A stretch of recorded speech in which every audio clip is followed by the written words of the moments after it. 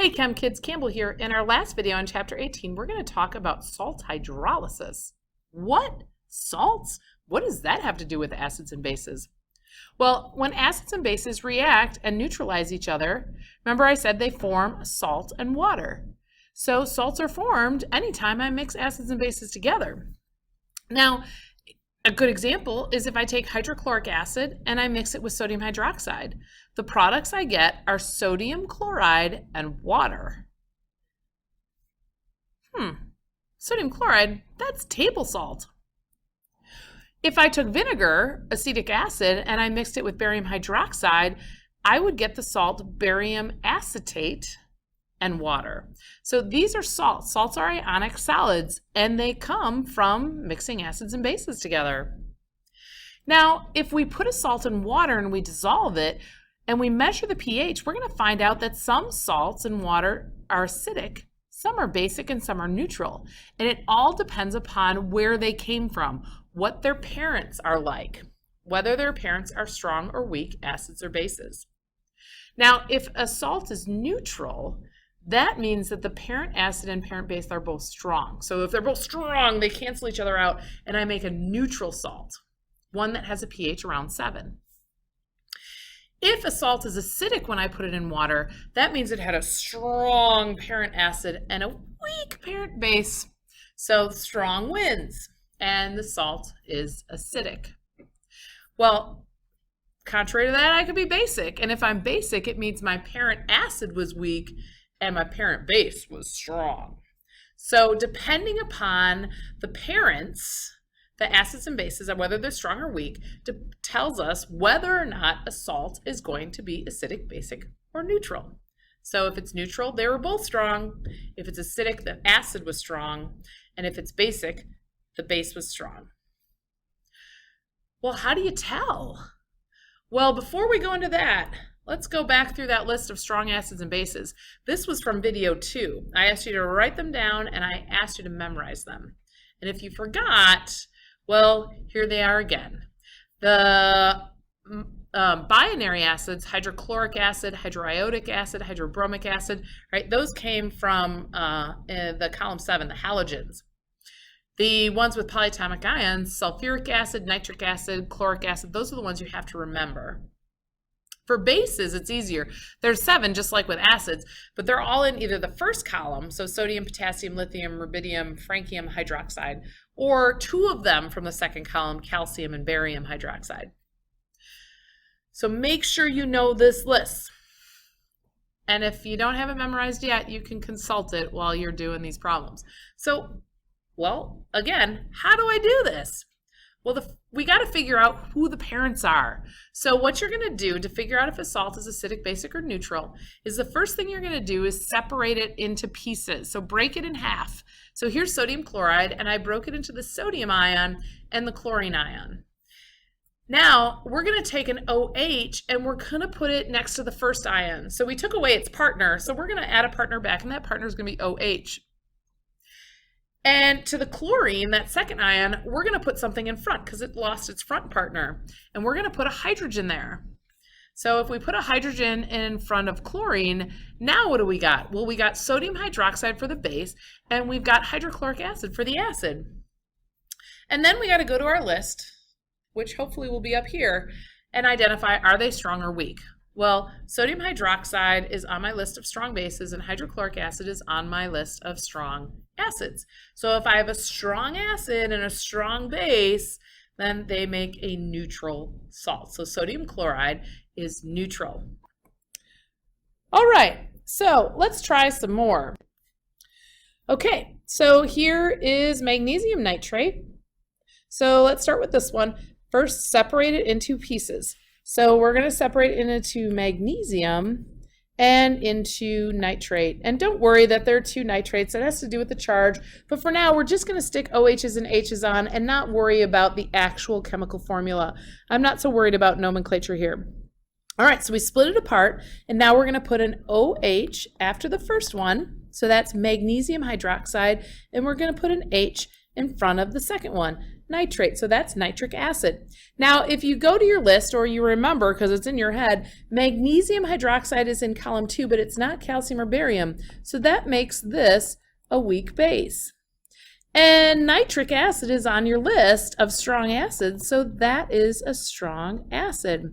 So if I have a weak base and a strong acid, then magnesium nitrate is going to be acidic because the strong one wins. Let's do the same here with barium acetate. So split it, barium, and there's my acetate, C3, oops, that's an H, whoops, H3O2. Stick an OH after the first one, so that's barium hydroxide, and stick an H in front of the second one. So I have barium hydroxide, which is on my list of strong bases, so that's strong, that's a strong base. Acetic acid is vinegar. Remember, we tasted that in class. That's a weak acid. All right, strong one wins, so that means that this is going to be basic. All right, now I want you to try. Pause the video, separate the ions, and see if you can figure out, are these acidic, basic, or neutral? All right, well, let's check. Hopefully you got these right. So you split it like that, sodium and bromine, stick an OH after the sodium and an H in front of the bromine, and check your list. So this is strong, this is a strong base, sodium hydroxide, and this is a strong acid, hydrobromic acid. So this is neutral. Nobody wins.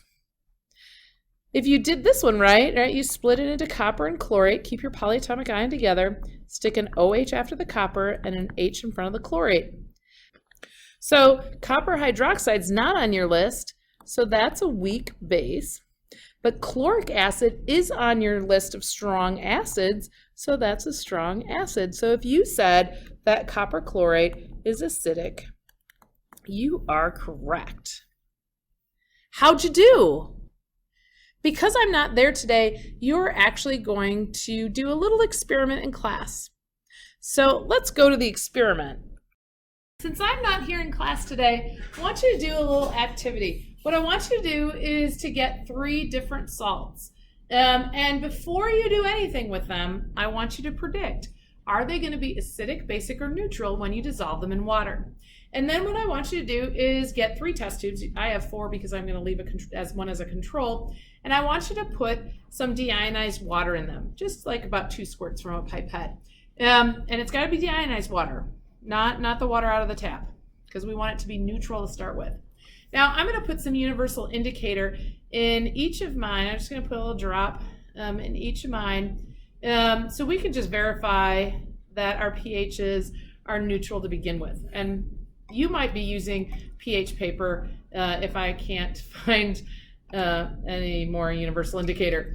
But you can see here that my solutions are all neutral to start with. And here's a little scale, and you can see down at the bottom is number 7, that one right in the bottom there. They're all close. This one's a little basic, and I'm not sure why I replaced it twice and it's still that way, but that's okay because we're going to mess with it. All right, so this is going to stay my control, and we're going to compare that to it being neutral. And these are the different salts I'm going to put in. I picked 2 that you don't have a chance of getting, and then I picked 1 that of course you do. So we're going to start with sodium chloride. Sodium chloride, NaCl. Now if you predict this one, right, Na goes with OH and Cl goes with H, and both of those are strong. So if I put in some sodium chloride into this test tube, it didn't really change color much. So that's good. So that's my sodium chloride. It's a little, actually it kind of got a little basic, looks like. All right, next, make sure I clean off my little scooper here. We're going to add some calcium carbonate. All right, calcium carbonate. Calcium would be calcium hydroxide, strong base, and carbonic acid, not a strong acid. So we should predict that this would be basic. Ooh, look at that. It turned blue. Now it looks light blue because the calcium carbonate doesn't really dissolve. It has a really low KSP. Remember that chapter? And so it's blue, so you can see that this is basic, which is just like what we predicted. In our last tube, we're going to put some aluminum chloride. Aluminum, so break it apart, that would be aluminum hydroxide, weak, and hydrochloric acid, strong. So this should be acidic because the parent acid is strong. All right, let's put some in here. Whoa, look at that. It's red. Cool, red's on, whoa, that's like a pH of nothing. So we can see that different salts, when you dissolve them, are different. So do this, get 3 test tubes, 3 different salts, and some deionized water, and an indicator, and see if you can repeat this. Do you get them right? Or do you still got some work to do? And I'll see you on Monday.